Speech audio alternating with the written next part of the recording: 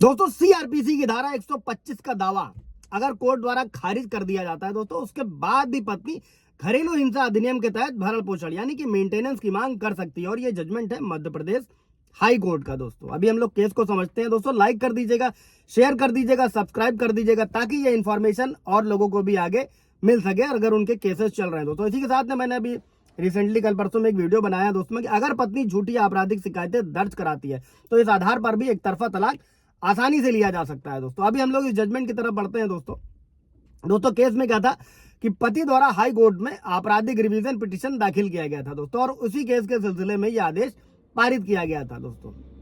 जिसमें family court के उस आदेश को चुनौती दी गई थी, जिसमें पत्नी को डीवी अधिनियम यानी घरेलू हिंसा अधिनियम के तहत अंतरिम गुजारा भत्ता के रूप में 5,000 रुपए का भुगतान का निर्देश दिया गया था। दोस्तों अंतरिम गुजारा भत्ता आप लोग भी जानते होंगे कि कोर्ट द्वारा फर्स्ट डेट से फैमिली कोर्ट बांध देती है दोस्तों। और इस आदेश को दोस्तों, जो फैमिली कोर्ट का आदेश था, उसको आदेश को इस आधार पर चुनौती दी गई थी दोस्तों। पति ने ऐसा किया था हाई कोर्ट में कि सीआरपीसी की धारा 125 के तहत गुजारा भत्ता के लिए जो महिला का आवेदन है वो पहले एक फैमिली कोर्ट ने इस कंक्लूजन के साथ खारिज कर दिया था, इस निष्कर्ष के साथ में दोस्तों, कि वो अपनी मर्जी से अपने पति से अलग रह रही थी दोस्तों। और कोर्ट को बताया गया कि डीवी यानी घरेलू हिंसा अधिनियम की धारा 12 के तहत आवेदन में जो की गई दलीलें और सीआरपीसी की धारा 125 के तहत जो याचिका लगाई गई थी वो समान थी पत्नी द्वारा दोस्तों। और ये भी पेश किया गया था कि याचिकाकर्ता यानी कि पति अब सेना से सेवानिवृत्त हो गया है, मतलब जो भी सर्विस वो कर रहा था उससे रिटायरमेंट हो चुका है, और उसे अपने माता पिता और अपनी छोटी बहन की देखभाल करने की आवश्यकता है। और इस केस में पत्नी के वकील ने दोस्तों दलीलों का विरोध करते हुए कहा था कि सीआरपीसी की धारा 125 और डीवी अधिनियम के तहत कार्रवाई जो है दोस्तों वो अलग अलग स्तर पर है। आप लोगों ने भी सुना होगा दोस्तों, इस पर सुप्रीम कोर्ट का भी जजमेंट है कि अगर पत्नी पति से अलग रह रही तो ऐसे में मेंटेनेंस नहीं दिया जाएगा। लेकिन इस केस को समझिएगा, ये आपके लिए बहुत ही वैल्यूएबल होने वाला है दोस्तों, कि अगर सीआरपीसी 125 से मेंटेनेंस नहीं देना है बट डीवी अधिनियम के तहत देना है। पढ़ते हैं हम लोग दोस्तों जजमेंट की तरफ, आगे की तरफ। और इस केस की सुनवाई करते हुए दोस्तों एमपी हाई कोर्ट ने कहा कि सीआरपीसी की धारा 125 के तहत गुजारा भत्ता के लिए पत्नी का आवेदन खारिज कर दिया गया था,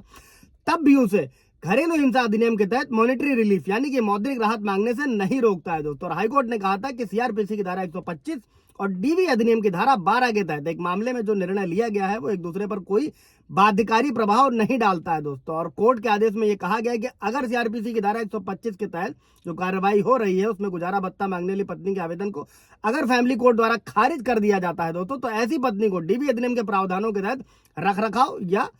अन्य फाइनेंशियल मेंटेनेंस या सपोर्ट का दावा करने से रोक नहीं लगा सकता है दोस्तों। और कोर्ट ने इसमें एक रेफरेंस भी दिया था, नागेंद्रप्पा नाटिकर बनाम नीलप्पा मामले में सुप्रीम कोर्ट के फैसले का रेफरेंस लिया, जिसमें सुप्रीम कोर्ट ने कहा था कि सीआरपीसी की धारा 125 के तहत पारित कोई भी एक आदेश एक पत्नी को हिंदू दत्तक ग्रहण और रखरखाव अधिनियम के तहत हेल्प लेने से या उपचार मांगने से नहीं रोक सकता है दोस्तों। और इस आदेश के तहत पत्नी को हिंदू दत्तक ग्रहण और रखरखाव अधिनियम के तहत उपचार मांगने से नहीं रोका जा सकता दोस्तों। और इन सभी सुनवाई को देखते हुए और सुप्रीम कोर्ट के जजमेंट का रेफरेंस लेते हुए दोस्तों एमपी हाई कोर्ट ने डिसीजन निकाला कि गुजारा भत्ता देने के लिए पर्याप्त कारण के अगर अस्तित्व है भी तो भी फैमिली कोर्ट के आदेश में दिए गए कंक्लूजन और डीवी अधिनियम के मामले के लिए रिलेवेंट